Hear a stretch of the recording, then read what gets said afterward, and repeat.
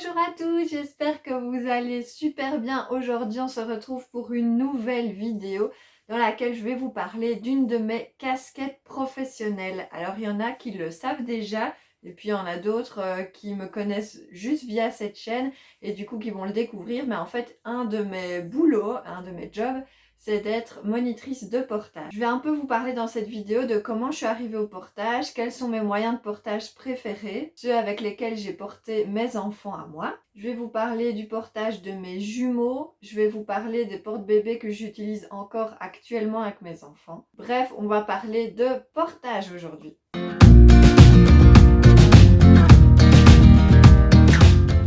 J'ai commencé à porter Cléo dès sa naissance, donc ça fait déjà un peu plus de 5 ans. Et en mars 2016, j'ai suivi une formation pour être monitrice de portage à l'Académie du portage de Namur en Belgique. C'est la même année que j'ai créé Portage et Tralala, donc qui est mon nom professionnel pour donner mes ateliers de portage et de bébé-signe.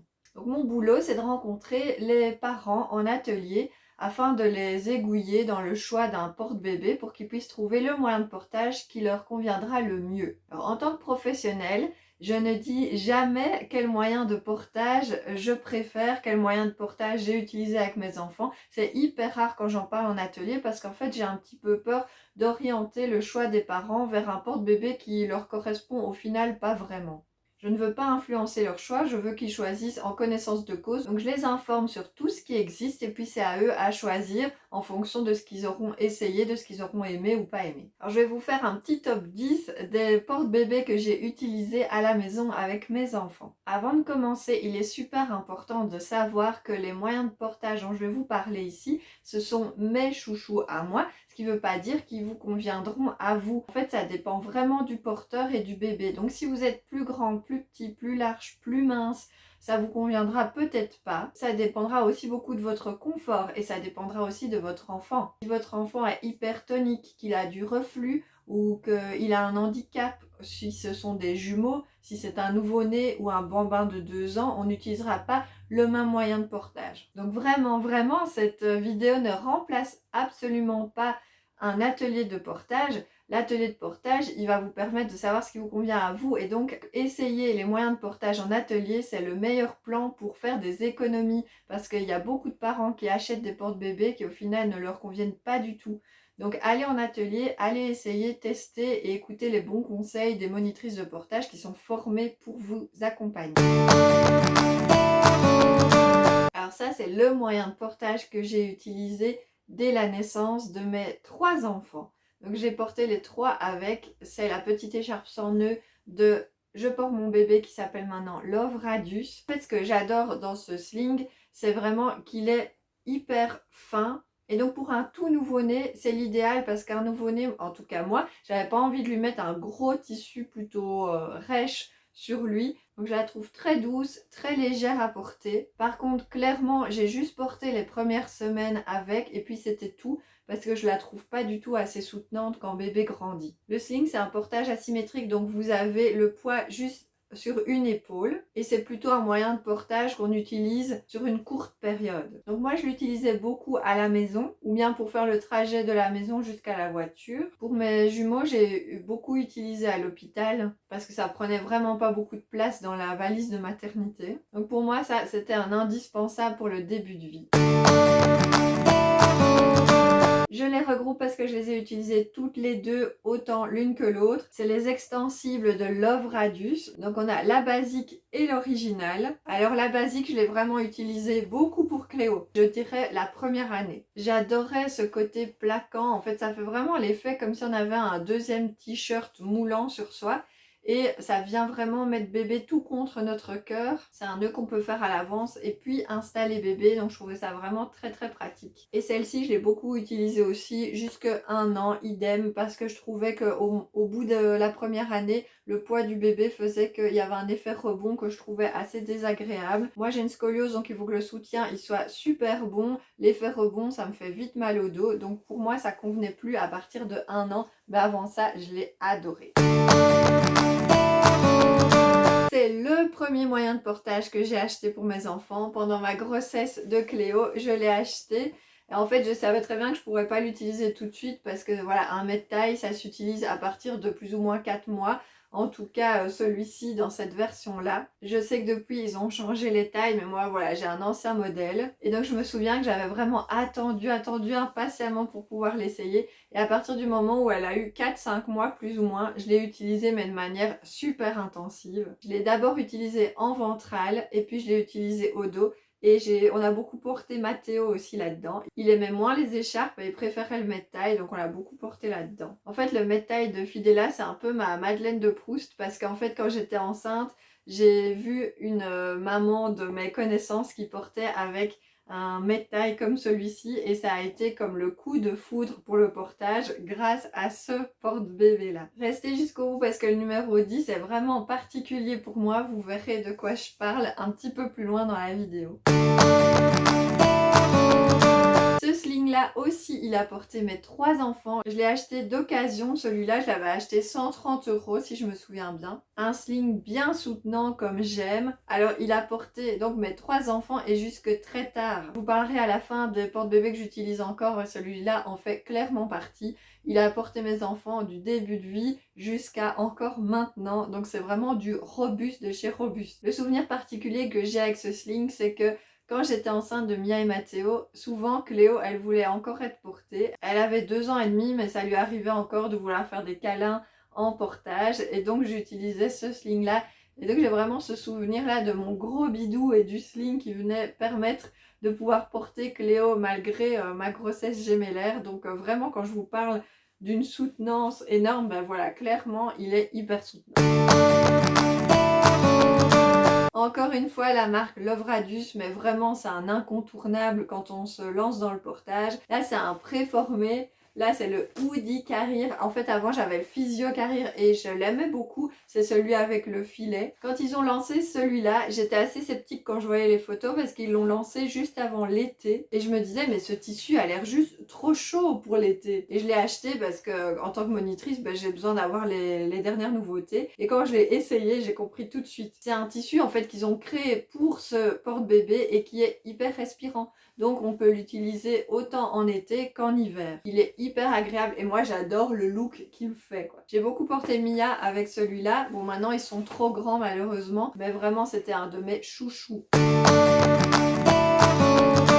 Le Mboutou avec son tissu que j'adore. Alors ça c'est vraiment un moyen de portage qui ne convient pas à tout le monde. C'est clairement tiré de la culture africaine et de la manière dont ils portent là-bas, qui n'est pas forcément notre culture à nous. Je l'ai acheté quand mes enfants étaient plus grands, donc je l'ai clairement pas utilisé autant que les autres. J'en parle quand même parce que j'ai porté beaucoup en pagne. Et là, le Mboutou correspond mieux à ma morphologie. Le pagne en fait, j'avais pas assez des gros seins ni des grosses fesses, donc l'enfant avait tendance à descendre au fur et à mesure et je trouvais ça super désagréable au niveau de mon dos. Et du coup ça forçait un peu la cambrure, je me cambrais comme pour retenir le bébé pour pas qu'il glisse. Avec le Mboutou j'avais pas du tout cette sensation là parce que c'est vraiment 2 gros nouages qu'on fait au niveau de la poitrine et donc ça vient apporter beaucoup plus de soutien qu'avec un pagne. Mais voilà, je pense quand même que ma morphologie n'est pas super adaptée à ce genre de moyen de portage.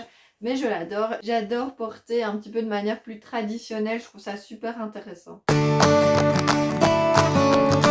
Le Kibi, donc le Kibi c'est un moyen de portage hyper évolutif, c'est un préformé qui se règle un peu partout. Donc au niveau de la ceinture, au niveau du tablier, vous pouvez le régler. Ce qui veut dire que vous pouvez utiliser le même moyen de portage de 6 mois jusqu'à ce que votre enfant soit trop grand pour rentrer dans le préformé, mais vous êtes large. C'est un des premiers préformés évolutifs que je conseillais, je l'ai beaucoup utilisé aussi chez moi, je le trouve super pratique. Et les bretelles sont super rembourrées, donc le confort il est top. On passe à la taille supérieure, alors là c'est le Lenny Preschool, donc c'est pour les plus grands gabarits. La ceinture elle est réglable par un scratch et en fait il y a toute une petite réglette en fonction de l'âge de votre enfant et vous scratchez, voilà, selon l'âge de l'enfant. Donc très facile à utiliser à partir de 1 an, ça dépend un peu du gabarit de votre enfant. Moi j'ai dû attendre un petit peu plus longtemps avant de l'utiliser. Et par contre ma fille de 5 ans qui est pas un super grand gabarit, rentre encore dedans. Les Nilen, c'est une de mes marques préférées. J'adore tous leurs porte-bébés. Je les ai pour mes ateliers. Ils ont vraiment développé toute une gamme en fonction de l'âge des enfants, des préférences des parents. Les tissus sont à chaque fois magnifiques et super doux. Avec cette marque-là, vous pouvez clairement pas vous tromper. Et le dernier, je ne l'ai pas utilisé avec mes enfants parce qu'il est arrivé trop tard. Mes enfants étaient déjà plus grands. En fait, c'est le premier préformé que j'adore pour les nouveau-nés. Et ça, c'est hyper rare. Ça arrive parfois en atelier que des parents me disent « Moi, je veux pas une écharpe, je ne me sens pas du tout à l'aise. » Généralement, quand ils essayent, ça va, ça accroche, mais parfois, ça n'accroche pas. Je dois pouvoir leur apporter des alternatives. Et donc, le Néo de Néobulle, c'est un peu mon alternative préférée. Ils s'adaptent plutôt bien aux nouveau-nés. Le tissu est léger, les bretelles sont méga rembourrées. Par contre, c'est vraiment un porte-bébé qui est juste adapté aux nouveau-nés, aux tout petits bébés. Vous ne pourrez pas porter très longtemps votre enfant avec, il faut le savoir. Mais vous pouvez porter à partir de 3,5 kg, donc vraiment dès la naissance pour la plupart des bébés. Au démarrage, j'étais un peu sceptique. Je me disais oui, un préformé pour les nouveau-nés, non, non, non, j'y crois pas. Et au final, je suis plutôt convaincue. À retenir quand même que l'idéal niveau physiologie, c'est de garder le préformé à partir de 6 mois et avant utiliser une écharpe ou un sling qui s'adapte vraiment mieux à la morphologie de votre bébé. On arrive sur un gros dossier. On avait vu en début de vidéo les écharpes tricotées de Love Radius. Là, je vais vous parler vraiment des écharpes tissées que j'ai énormément utilisées. C'est le moyen de portage que j'ai utilisé le plus avec mes 3 enfants. Je les ai regroupées dans une même catégorie parce que c'est des écharpes tissées, mais je vais vous parler de 3 marques différentes. Je les montre jamais en atelier, jamais, jamais. Parce qu'en fait, on appelle ça des écharpes de luxe. C'est des écharpes qui sont assez chères, plutôt rares, et donc j'ai pas envie de les montrer en atelier parce que j'ai pas envie que les parents ils flashent dessus et puis que je leur dise bah oui mais bon en fait ça coûte autant et que ça les dégoûte un petit peu du portage. On n'a pas besoin d'une écharpe aussi chère pour porter. Moi, j'avais envie de me faire ce plaisir-là, donc je me suis acheté 3 écharpes haut de gamme, mais vraiment, vous n'avez pas du tout besoin de ça pour porter votre bébé. Il y a des écharpes à 30 € qui conviennent parfaitement. La première écharpe haut de gamme que j'ai achetée, c'est la Osha Kazumi Mistral Gagnant. Alors le tissu, il est juste magnifique. Il est composé à 50% de chanvre et le reste c'est du coton et du lin. Elle est plutôt légère et souple mais assez soutenante. Je l'avais achetée à l'époque à 220 € d'occasion et j'ai beaucoup porté Cléo avec. C'est avec cette écharpe là que je me suis entraînée et entraînée encore à faire des nouages, découvrir des nouveaux nouages. J'ai passé des heures avec cette écharpe sur le dos. Ça a été mon premier coup de cœur et jamais je pourrais la revendre. En fait, ce que j'ai décidé de faire, c'est de garder une écharpe tissée pour chacun de mes enfants, l'écharpe qui les a portés le plus. Et donc celle-ci, elle est en fait dans la boîte à souvenirs de Cléo maintenant. J'espère un jour qu'elle pourra porter ses bébés avec. En tout cas, la prendre et que ça lui évoque quelque chose de positif. L'écharpe qui se trouve dans la boîte à souvenirs de Matteo, c'est l'Almitra Tattva. Donc c'est une écharpe qui est fabriquée en Inde et sur laquelle j'ai aussi eu un gros coup de cœur. Elle est très douce, on dirait une petite couverture, un petit plaid. Et donc ils ont tous les 3 été portés dedans, mais surtout Matteo. Quand il voulait bien être porté en écharpe, eh bien, il était porté dans celle-là. Et on arrive à la toute dernière, celle qui se trouve dans la boîte à souvenirs de Mia. C'est la Leora Rêverie Carnaval. C'était mon dernier gros coup de cœur et gros craquage d'écharpe haut de gamme. Celle-ci, je l'avais achetée 250 € neuve sur le site de Leora. Je me souviens que j'étais vraiment au taquet sur le site quand elle a été mise en vente. J'ai réussi à en avoir. Toutes mes écharpes tissées sont des tailles 6, c'est la taille qui me convient le mieux à moi. Alors je vous parlais de soutenance tout à l'heure, mais celle-ci, c'est clairement le moyen de portage le plus soutenant que j'ai. C'est une couette quoi. Elle est très épaisse mais en même temps super agréable à porter. J'ai complètement craqué sur les motifs et sur les couleurs. Et donc celle-ci non plus, je la revendrai jamais. C'est l'écharpe de Mia et ça sera pour elle pour toute sa vie. Donc le portage dans la famille, c'est une grande histoire d'amour. J'ai énormément porté Cléo, on n'avait pas de poussette pour elle. On la portait tout le temps, en ventrale, sur le dos, aussi bien moi que Valériane. Elle a été mon Kobe pour tout ce que j'apprenais à ma formation. Elle a été mon Kobe pour mon évolution au fur et à mesure des mois et des années. Et puis Mia et Mathéo sont arrivés et je me suis dit « Oh génial, je vais pouvoir faire du portage double ». Alors justement, j'ai envie de faire un point sur le portage jumeau. Moi, mon expérience, c'est qu'en fait, porter des jumeaux, c'est très technique. Vraiment, en tout début de vie, c'est compliqué. je l'ai fait et même moi en tant que monitrice de portage, je trouvais que c'était pas simple. Il y a des préformés pour jumeaux qui existent, qui sont souvent pas physiologiques. Moi j'avais utilisé le double sling de Capuchouette, qui est une couturière française. Alors, je l'avais aimé, j'ai porté mes bébés avec, mais voilà, je trouvais quand même que c'était un moyen de portage hyper technique, pas à la portée de tous les parents, surtout pas des parents qui n'ont jamais appris à porter un seul bébé. Donc en atelier, moi je conseille toujours de d'abord suivre des ateliers où on porte un seul bébé à la fois et puis vraiment quand on se sent hyper à l'aise, on installe le deuxième bébé. Mais ça se fait vraiment progressivement par étapes et accompagné. Donc moi j'ai utilisé le double sling de Capuchouette, j'ai utilisé 2 slings que je mettais ainsi que je croisais. J'ai utilisé une écharpe tricotée où j'ai mis mes 2 bébés, ce qui est pas conseillé. J'ai aussi utilisé 2 écharpes tissées. Mais moi ce que j'ai préféré, c'est quand mes enfants sont devenus un peu plus grands et que j'ai pu en porter un devant et un derrière. Donc, un en ventral et un dans le dos. Donc souvent ce que je faisais, c'est que je mettais Mia en ventral dans une écharpe, tricotée, tissée, peu importe.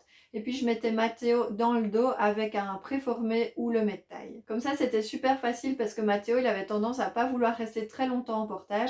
Et donc je pouvais l'enlever sans devoir enlever Mia aussi. Mia elle s'endormait et elle restait comme ça pendant des heures. Évidemment ça pèse vite son poids, 2 bébés. Donc j'ai pas pu les porter à 2 en même temps très longtemps. Puis je trouvais ça tellement plus riche que moi j'en porte un et Valériane l'autre et puis on échangeait. Ça permet de créer un lien particulier avec chacun de ses bébés.